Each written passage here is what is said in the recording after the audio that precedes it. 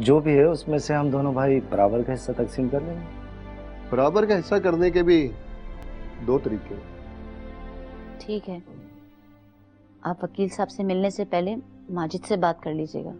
हाथी के दांत खाने की और दिखाने की और। मतलब ये कि मुझे उनके सामने भोली भाली उनका एहसास करने वाली बनके रहना है। कहीं उन्हें रत्ती भर भी शक नहीं होना चाहिए कि मैं तुम्हें फीड कर रही हूँ, क्योंकि भाभी की बातें तो सबको बुरी लगती है। आप दोनों भाइयों में ही चल क्या रहा है, कोई मुझे बताएगा भी? सब गलती मेरी थी, मुझे चुप करके नहीं बैठना चाहिए था। घर का बंटवारा हो गया, कारोबार का बंटवारा हो गया, बच्चे का बंटवारा हो गया, अब बचा ही क्या है? लो माजिद बेटा, तुम देख लो।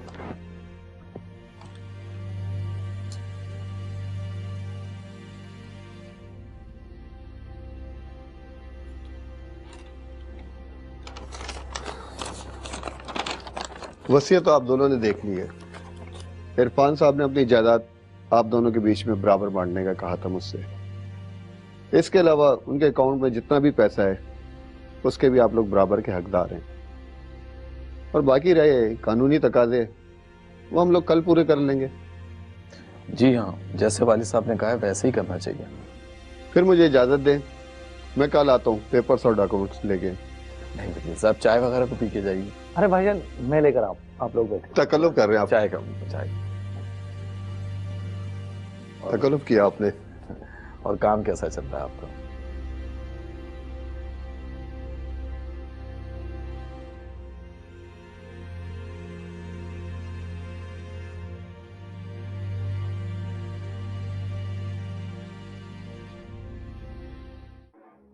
माजिद जी भाई। अब्बू ने जो वसीयत की होगी सोच समझ के ही की होगी, लेकिन मैं इस बंटवारे के खिलाफ हूं।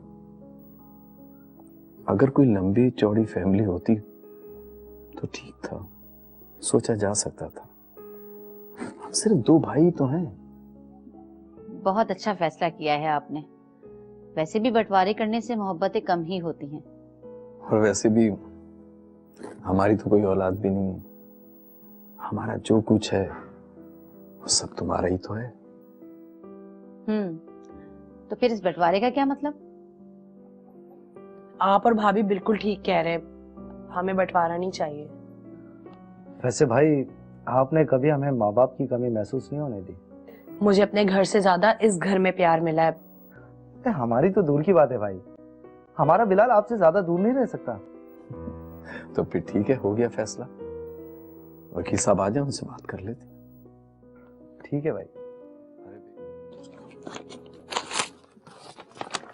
ये इरफान साहब की वसीयत के मुताबिक मैं कागजात बना लाया हूं।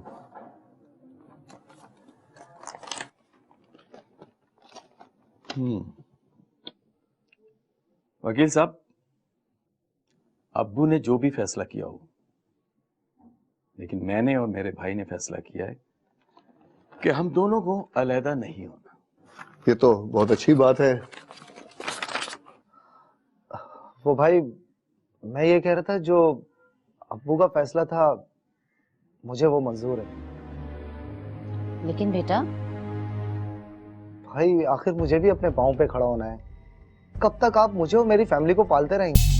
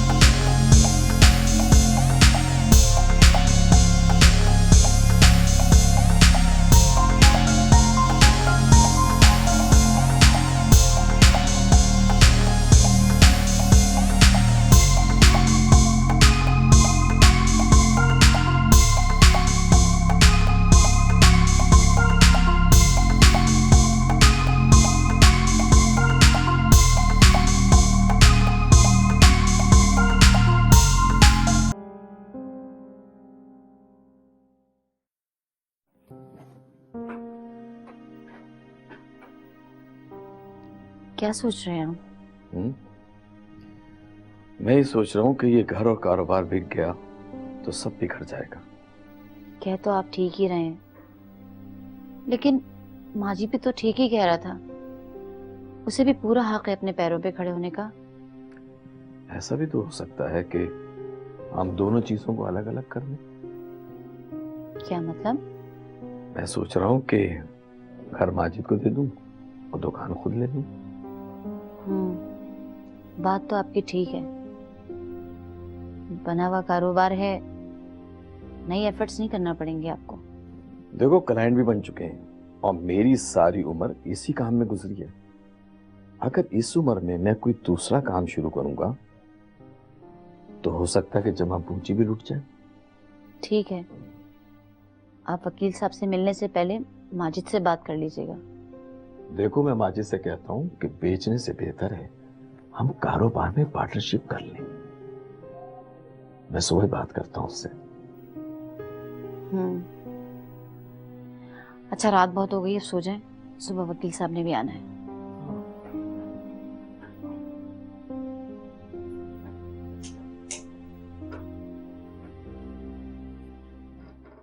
आइए तशरीफ रखिए। अच्छा, ये बताएं आप लोगों ने क्या सोचा? वही जो कल बताया था, जो भी है उसमें से हम दोनों भाई बराबर का हिस्सा तकसीम कर लेंगे। बराबर का हिस्सा करने के भी दो तरीके। वो कौन से? एक तो ये है कि ये सब कुछ बेच दिया जाए और आप लोग बराबर का हिस्सा कर लें। वकील साहब, इस तरह तो हम सड़क पर आ जाएंगे। दूसरा तरीका ये है कि जहां आप रह रहे हैं वहां रहते हुए बाहमी रजामंदी से जैसा चल रहा है उसे वैसे चलने दें और आपस में आप हिस्सा कर लें। हाँ वकील साहब, ये दूसरे वाला तरीका ठीक है। इस तरह से हम एक साथ भी रहेंगे और कारोबार भी साथ होगा। और वो दुकान? हाँ, दुकान पर मैं अमजद भाई के साथ काम करूंगा, इससे मुझे कुछ सीखने का मौका भी मिल जाएगा। क्यों अमजद भाई? बस तो फिर ठीक है, मैं आपके मुताबिक कागजात बनवा लेता हूँ, लेकिन एक मेरी शर्त है। कौन सी शर्त? मिठाई में शुगर फ्री खाऊंगा। आप फिक्र ना करें, आपके घर में हम मिठाई पहुंचाएंगे।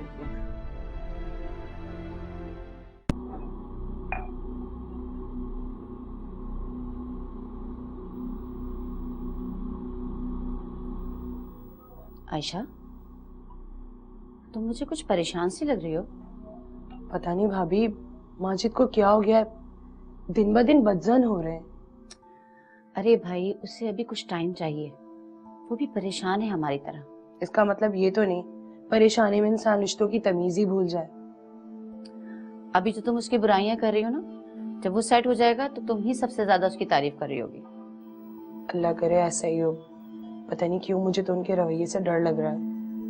सब ठीक हो जाएगा, तुम परेशान मत हो।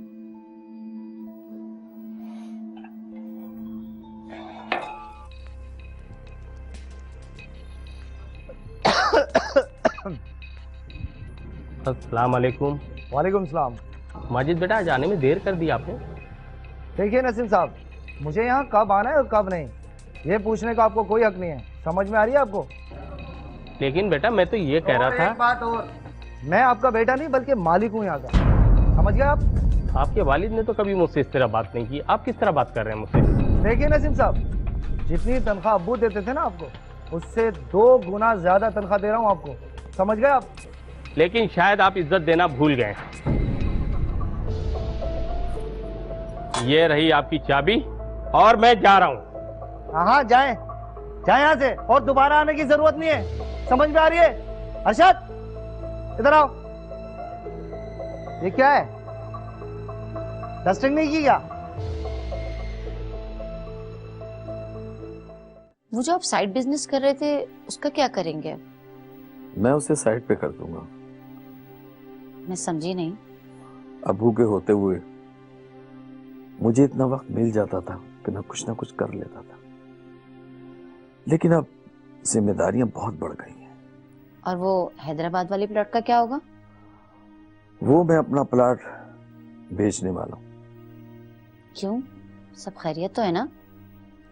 अब दुकान से फुर्सत ही नहीं मिलती। इससे पहले के प्लाट पे कोई कब्जा कर ले, सोच रहा हूँ उसे बेच ही दूं। और उसके जो पैसे आएंगे उसका क्या करेंगे जनाब? मैं सोच रहा हूँ कार ले लूं। बलाल बड़ा हो रहा है। माजिद सर्दी में बाइक पर उसे लेकर गया था, वो कल से बीमार पड़ा है। बीवी के लिए तो कभी ऐसा सोचा नहीं आपने। अरे औलाद औलाद होती है और बीवी बीवी। और बाकी पैसे जो बचेंगे उसका क्या करेंगे? असल में माजिद के तेवर बदल रहे हैं। इससे पहले कि तनाज़ा बढ़ जाए, मैं सोच रहा हूँ अपनी दुकान अलग कर लूं। आप ठीक कह रहे हैं, मुझे भी उसके तेवर कुछ अच्छे नहीं लग रहे आज। ये तुमने कॉपीज का क्या हाल बनाया हुआ है? तुम्हारी स्कूल से भी बहुत कंप्लेंट्स आ रही, तुम होमवर्क भी टाइम पे नहीं करते हो, कर क्या रहे हो? ये कॉपी लो, कमरे में जाके होमवर्क करो अपना। आज आने दो, तुम्हारे अब्बू को शिकायत करती हूँ मैं। तनिक ऐसा बच्चा है, इसकी समझ में ही नहीं आती कोई बात। हद हो गई है। अरे भाई क्या हो गया, किस पर चीख रहे हो? अरे आ गया। ये लीजिए अपना सामान। शुक्र है आपको याद रहा। आप कहें और हम भूल जाएं, ऐसा कैसे हो सकता है? माजिद, जी बोलिए। बेटा मेरी मेडिसिन ले आए। वो मैं भूल गया। मैंने आयशा से मैसेज करवाया था कि घर के सामान के साथ मेरी मेडिसिन ले आना। मैंने आपको एक दफा कह दिया कि मैं भूल गया तो भूल गया, बार बार दोहराने की क्या जरूरत है? अरे ये आप किस अंदाज में बात कर रहे हैं भाभी से? मेरी अगर आज की मेडिसिन होती तो मैं तुम्हें तकलीफ ना देती। वैसे भाईजान को भी चाहिए, घर से जाने से पहले देख लें किसी चीज की कमी तो नहीं है। अगर आप भूल गए तो ले आए, मगर इस अंदाज में बात तो ना करें। रहने दो आयशा, मैं अमजद को कॉल कर देती हूँ, वो रास्ते में वो खुद ले आएंगे।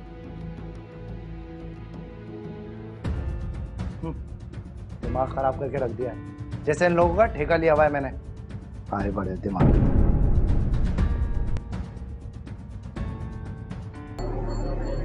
अरे बशीर भाई, अस्सलाम वालेकुम। वालेकुम सलाम। बहुत दिनों के बाद दुकान पर तशरीफ लाए, इतने दिनों से कहाँ थे? हमने कहाँ जाना है? वैसे एक बात बोलूं, अगर बुरा ना माने तो। जी जी बोले। आज आपको दुकान पे देखा तो चला आया, वरना शायद आज भी नहीं आता। बशीर भाई हुआ क्या, खैरियत तो है? अमजद भाई, हम सामान पैसे देके खरीदते हैं, मुफ्त में नहीं लेते। मगर आपके भाई का रवैया ऐसा है जैसे हम फ्री में ले रहे हैं। बशीर भाई दरअसल वो माजिद का रवैया ऐसा नहीं है, हो सकता है वो किसी परेशानी के आलम में हो तो उसने ऐसी बात कर ली हो। अमजद भाई एक दफा की बात नहीं है। अब आप इत्मीनान रखें, अब आपको इस दुकान से कोई शिकायत नहीं मिलेगी। इस वक्त आपको क्या चाहिए? वही नाश्ते का सामान लेने आया था। अच्छा अच्छा, अभी मैं देता हूँ, आइए।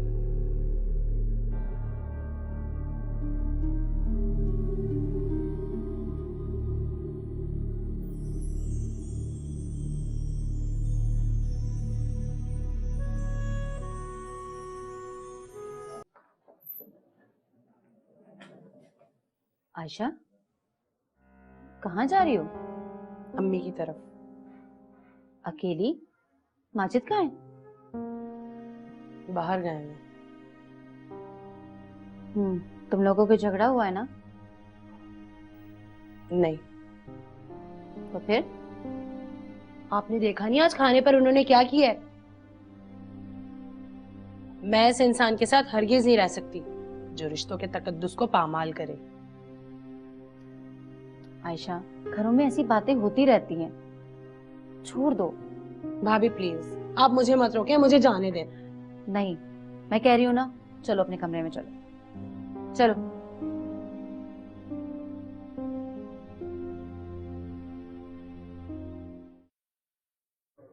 टाटा मम्मा। अल्लाह पाक हमारे बीच में हमेशा ऐसी ही मोहब्बत कायम रखे। क्या पापा, ये खजाड़ा बैग ले ली, बदल क्यों नहीं लेते? बेटा तेरा पापा भी पुराना हो गया है, किसी दिन इसे भी बदल देना। बड़े पापा आ गए, बड़े पापा आ गए, पापा आ गए। अरे वाह, नई गाड़ी आ गई। हाँ बेटा, जान देखा, अपने शेर के लिए मैंने ये गाड़ी है। तो परेशान फिरता था ना, हैं? घूमने फिरने के लिए परेशान होता था। ठीक है, तुम खूब घूमना। पापा, बड़े पापा ने गाड़ी ले ली। माजिद, कैसी लगी गाड़ी तुझे? क्या साबित करना चाहते हैं आप कि इसका बाप इसके लिए कुछ नहीं कर सकता? मैंने ऐसा तो कुछ नहीं कहा, मेरा ये मतलब तो नहीं है। अरे जिस तरह ये तुम्हारा बेटा है, इस तरह से मेरा भी बेटा है। तू चल अंदर, चल, घुमाता हूं तुझे। ये क्या बदतमीजी है? बदतमीजी मैं नहीं, बदतमीजी आप कर रहे हैं। अगर आपकी कोई औलाद नहीं थी तो आपने मेरी औलाद को मेरे खिलाफ भड़काने लगे। अंधे हो गए हो? बड़े छोटे की तमीज नहीं रही तुम्हें? अंधा मैं नहीं, अंधे आप हैं। अगर अल्लाह ने आपको औलाद नहीं दी तो आप मेरे बच्चे को मेरे खिलाफ भड़का रहे हैं। क्या बकवास करते हो तुम बड़े भाई से? अरे अरे, ये क्या कर रहे हैं आप लोग? ये थप्पड़ आपको बहुत महंगा पड़ेगा। पाल के बड़ा किया, आज वही आंखें दिखाता है। जेलस है ये मुझसे। आप अंदर चले, चले आप अंदर चले। जेलस है ये मुझसे, चले आप, खामा का जेलस है। चले ना।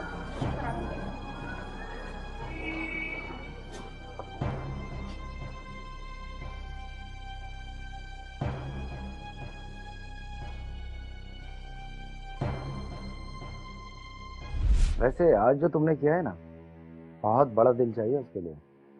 भाई फख्र है मुझे तुम पर। इस दुनिया में सबसे अक्लमंद बीवी हो तुम। और तुम सबसे बेवकूफ खावंद। क्या मतलब?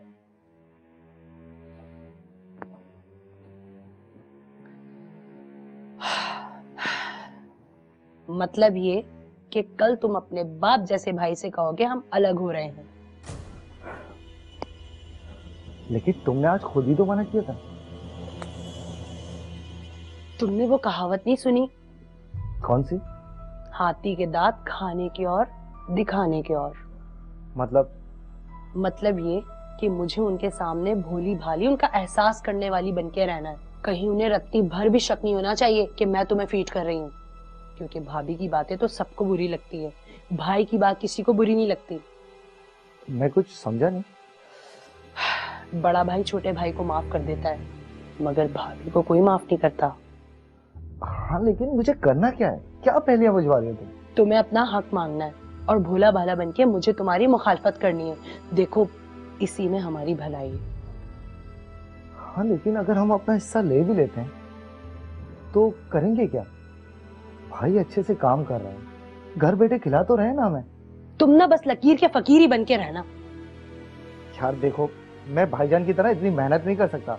अपना बेटा भी है जिसका भाई और भाभी अपने बेटे की तरह ख्याल रखते हैं। आखिर कब तक?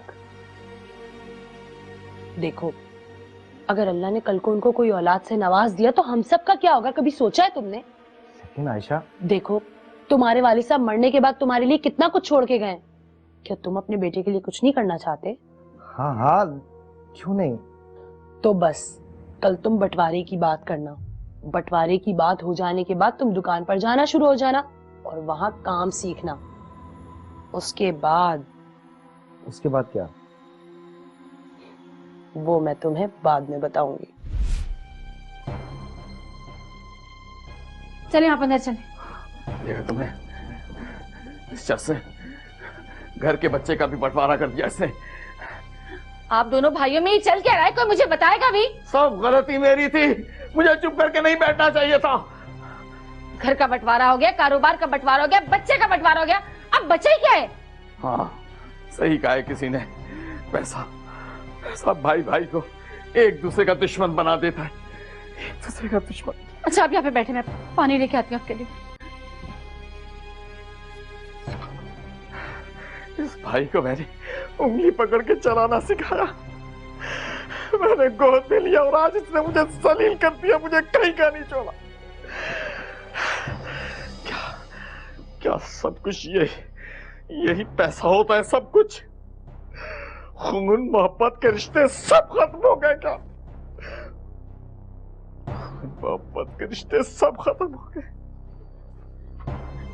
ये ले पानी पी।